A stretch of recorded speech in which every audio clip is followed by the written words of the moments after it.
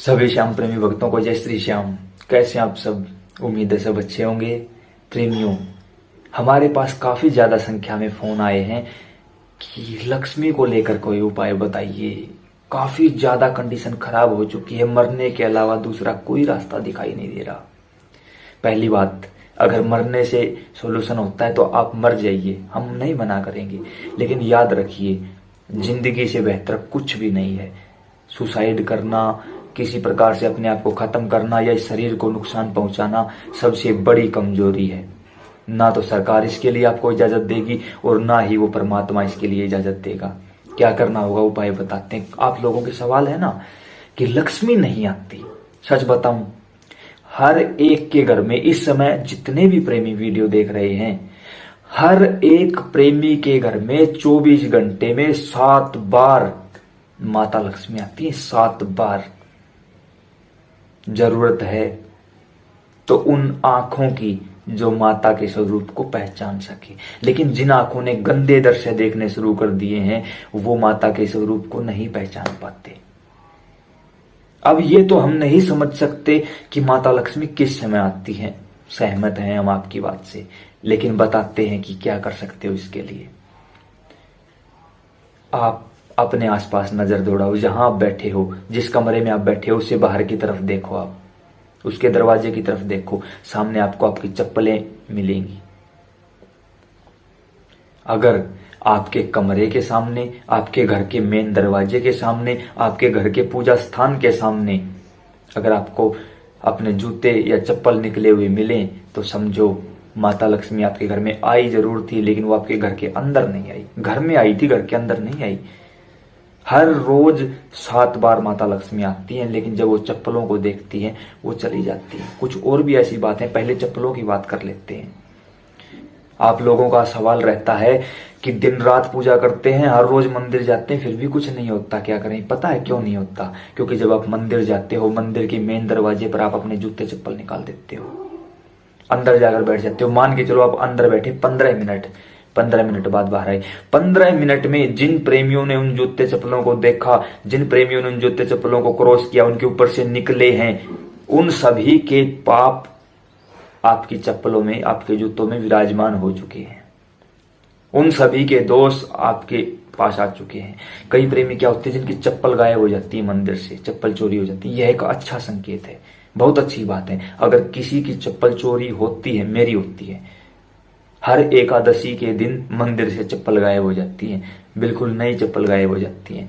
और मैं यही कहता हूं, आशीर्वाद बनाए रखना बाबा श्याम। जिन प्रेमियों की चप्पल गायब होती हैं, जूते गायब होते हैं, वो क्या करते हैं, किसी और के पहन कर आ जाते हैं। इसका मतलब उसके हिस्से का पाप आपने अपने हिस्से ले लिया। अगर आपके जूते चप्पल चोरी हुई है तो आपकी जो यात्रा तय करनी थी वो एक तरफ हुई, वो कंप्लीट हुई। आपके जो दुर्भाग्य था वो किसी और ने ले लिया। आप बिल्कुल निश्चल निष्पाप हो चुके हो इस समय, और आपकी जो परीक्षा की घड़ी थी वो घड़ी खत्म कर दी गई, भगवान ने उसी समय खत्म कर दी है। इसीलिए आपकी चप्पल चोरी हुई है। क्यों?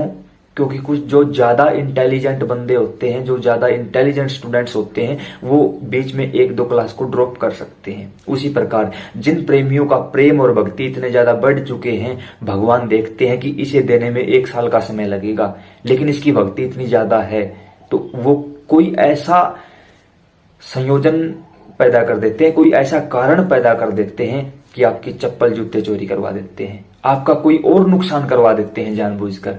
पता है क्यों? उस नुकसान के बाद भी देखते हैं अगर ये सच्चाई पर रुका, ये मेरी तरफ रुका, तो जो इसे 1 साल में मिलना था वो इसे 1 दिन में मिल जाएगा, क्योंकि आपकी मेहनत और लगन बहुत ज्यादा है। जब मायापति के नजदीक जाते हो तो माया अपना प्रभाव दिखाती है, वो रोकती है आपको, लेकिन अगर फिर भी नहीं रुकते तो फिर स्वयं मायापति हाथ पकड़ लेते हैं।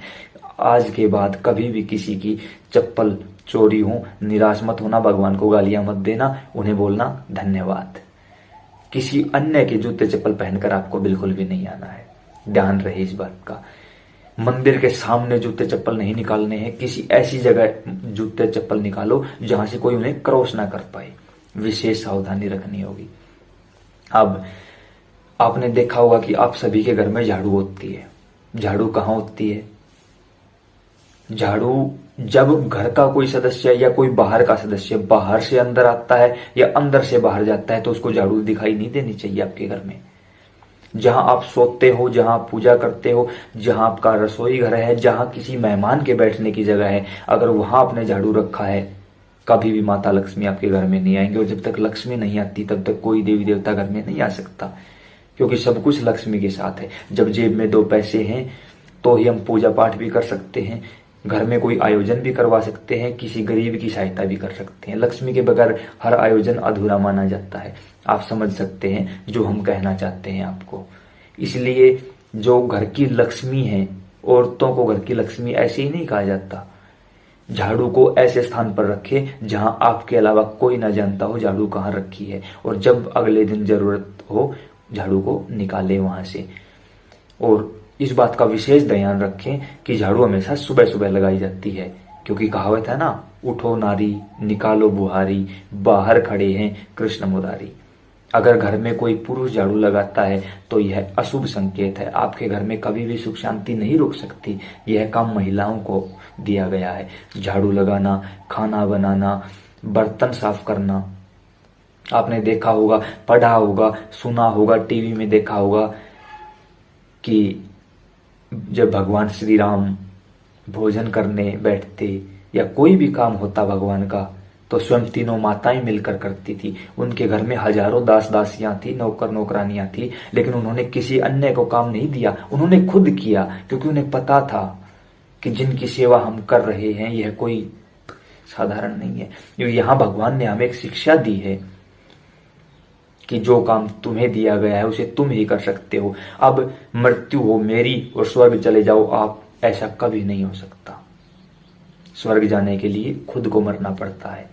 तो अगर चाहते हो करुणा करे माता लक्ष्मी तो खुद यह काम करना होगा। उम्मीद करते हैं आपको ये बातें अच्छे से समझ आ रही होंगी। अब आखिरी बात, आजकल औरतों ने पर्दा करना बंद कर दिया है।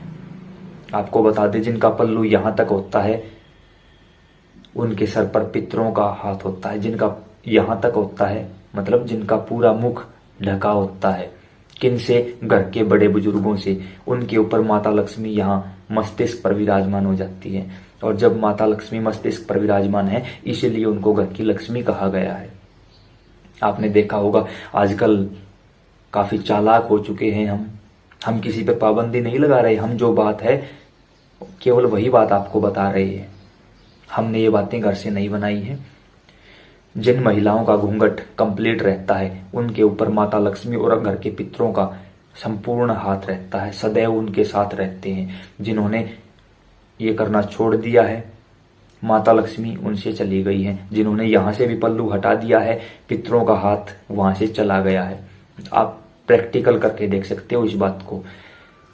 आप जहां हो थोड़ा सा पीछे चले जाइए, अपनी माँ को या अपनी सास को देखिए।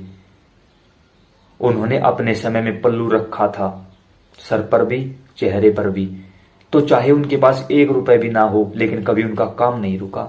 कहीं से भी आए लक्ष्मी आई है, कहीं से भी आए हो पितरों ने विशेष करुणा की है। और वैसे भी एक लड़की पर 2 पितरों का भार होता है, जहां पैदा हुई है वहां के पितरों का, जहां शादी हुई है वहां के पितरों का। और एक आज अपने आप को देखो, जो जिसने पल्लू फेंक दिया है उतार कर। आपके पास पैसा आता तो है, मान के चलो एक दिन में 1000 रुपया आया, अगले दिन देखा 1 भी नहीं है। क्यों? लक्ष्मी आई तो हो सकता है वो घर के किसी पुरुष की मेहनत से आई हो, या भगवान ने वैसे ही करुणा कर दी हो, या पूजा पाठ करते हो तब आई हो, लेकिन वो रुकेगी नहीं, वो चली जाएगी। चाहे वो कैसे ही जाए वो चली जाएगी, रुकेगी नहीं आपके पास। और एक उन माताओं को देखो जो आपसे बड़ी हैं, उनके पास आज भी आपको देने के लिए भी पैसे होंगे, लेकिन वो कहीं से कोई कमाई नहीं करती, फिर भी लक्ष्मी नहीं जाती उनके पास से। क्यों? क्योंकि वो सच में लक्ष्मी है। और जो ये सिर्फ ढोंग करते हैं, जिन्होंने पल्लू उतार कर फेंक दिया है, अगर किसी को लगे ना कि हम पाबंदियां डाल रहे हैं तो आप ऐसा बिल्कुल भी मत करना। आप जैसा रहना चाहो, हम पाबंदी नहीं लगा रहे, हम केवल उदाहरण देकर आपको बता रहे हैं। अब अगर आप समझते हो, सोचते हो कि जब पूजा करने बैठेंगे तब पल्लू ले लेंगे या मंदिर जाएंगे तब लोगों को दिखाने के लिए, नहीं, लोगों को दिखाने के लिए नहीं होती ये चीजें। अंदर से रियलाइज करो इन चीजों को। और अगर आप पश्चिमी सभ्यता में इतना ज्यादा डूब चुके हो तो इस वीडियो पर मत आया करो, उन्हीं से पूछो कोई उपाय, वो बता देंगे आपको। लेकिन याद रहे, दुनिया में केवल एक ही धर्म है, हिंदू धर्म। दुनिया में केवल एक ही देश है, भारत देश। मुस्कुराइए और अपने आप पर प्राउड फील करिए कि आप हिंदू हो, आप भारत के नागरिक हो। क्या चाहिए आपको? इसलिए काफी प्रेमियों का सवाल होता है कि दुनिया में सारे देवी देवता यहीं क्यों आए? क्योंकि दुनिया में देश ही एक है, भारत। सब कुछ उसके बाद बना है। क्या किसी को जन्म डेट पता है भारत की? नहीं पता है, क्योंकि भारत अखंड है। भारत कभी पैदा हुआ ही नहीं। हम महाराज मनु और रानी शत्रुपा की औलाद हैं। और किसी धर्म में कोई बता दे हमें किसकी औलाद हैं। हम किसी धर्म की बुराई नहीं करेंगे, बस अपने धर्म को बचाने की कोशिश कर रहे हैं। तो आपसे भी प्रार्थना है। जय श्री श्याम।